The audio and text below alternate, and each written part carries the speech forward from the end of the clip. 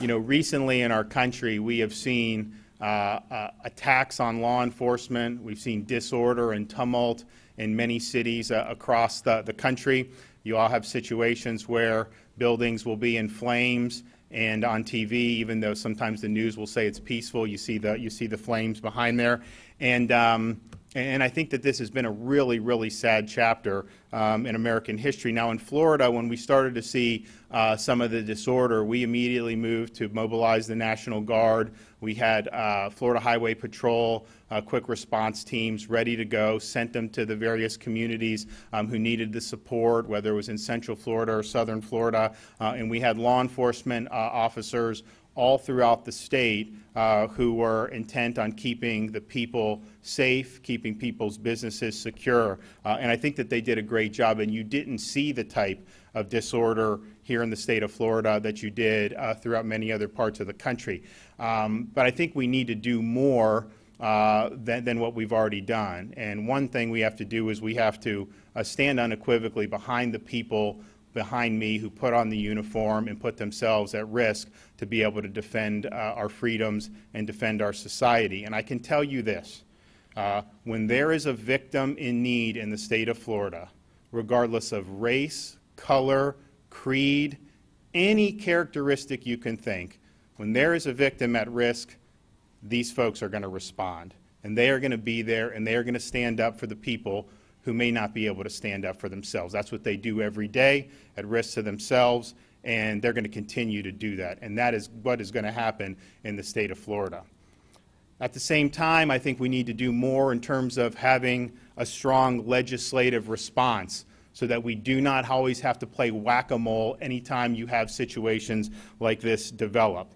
And so I'm proud today to be able to announce what will be a focal point of the next legislative session, a legislative proposal which we're calling the Combating Violence, Disorder, and Looting and Law Enforcement Protection Act that will probably be the boldest and most comprehensive piece of legislation to address these issues anywhere in the country. And there's a number of things that we'll be doing. We are going to impose criminal penalties for violent or disorderly assemblies, and that'll be a third-degree felony.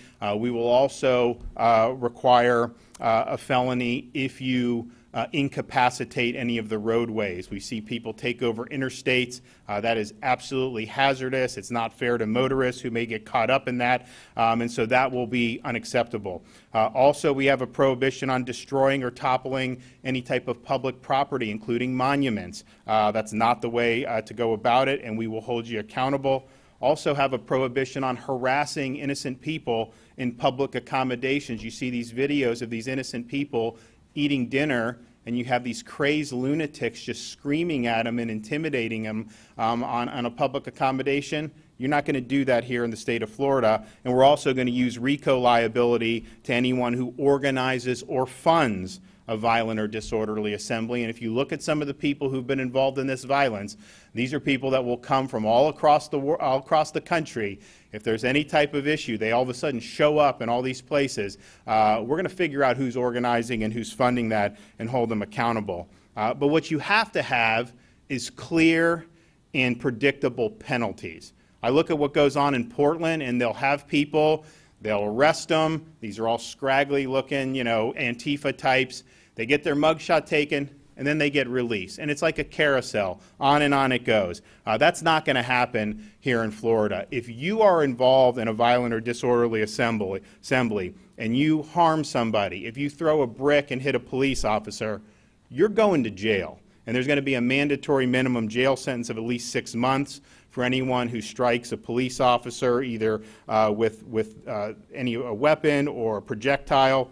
And we're also not going to simply let people back out onto the street. So if you are in custody for one of these offenses relating to a violent or disorderly assembly, you're not getting bail before your first appearance.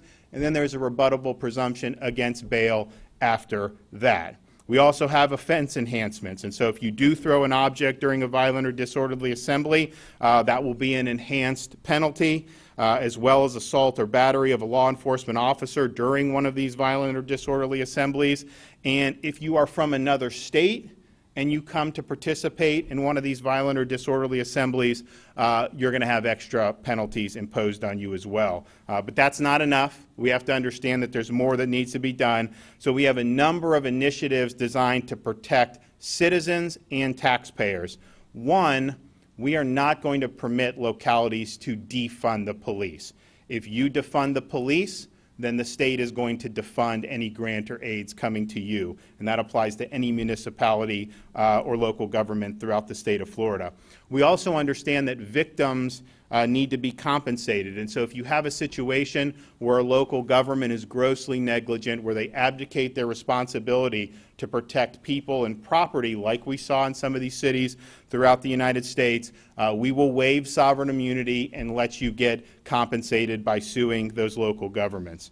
You also will not be eligible for state benefits or employment if you get convicted of participating in a violent or disorderly assembly. And we believe that that's something that makes sense from a taxpayer perspective. So this is a very robust package. I think what it's saying is we are not going to let Florida go down the road that some of these other places have gone. And if you can do this and get away with it, then you're going to have more people do it. If you do it and you know that there's going to be a ton of bricks rained down on you, then I think that people will think twice about engaging in this type of conduct. And ultimately, safe communities are the foundation of everything else that we care about as Floridians.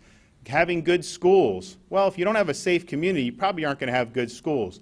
Having a good economy, probably not going to have a great economy if you don't have safe neighborhoods. And so everything flows from public safety. Florida has done a great job over many decades in reducing crime, and we're going to continue to do that. But I think you look other places around the country who've gone in a different direction, you are seeing crime increase. You're certainly seeing murders increase in some of these, what I would determine, more lawless jurisdictions, and we can't let that happen. Every Floridian needs to be able to live in a secure environment, and I can tell you, we'll back up the law enforcement because we know that they're going to be the first one on the call when somebody is in jeopardy. And I also think it's important we have the leadership of the incoming House and Senate, and they're going to support this, and they'll have a few comments to make. But I think it's important that every single person running for office in the state of Florida this year, whether you're running for the House, whether you're running for the Senate, you have an obligation to let the voters know where you stand on this bill. Are you going to stand with victims? Are you going to stand with law enforcement? Are you going to stand with law and order and safe communities? Or are you going to stand with the mob? That's the choice that each person running for office is going to have to make. I know where I stand, and I know where the leaders of our legislature stand, so it's an honor for me to be able to introduce. They'll both come up and say a few words.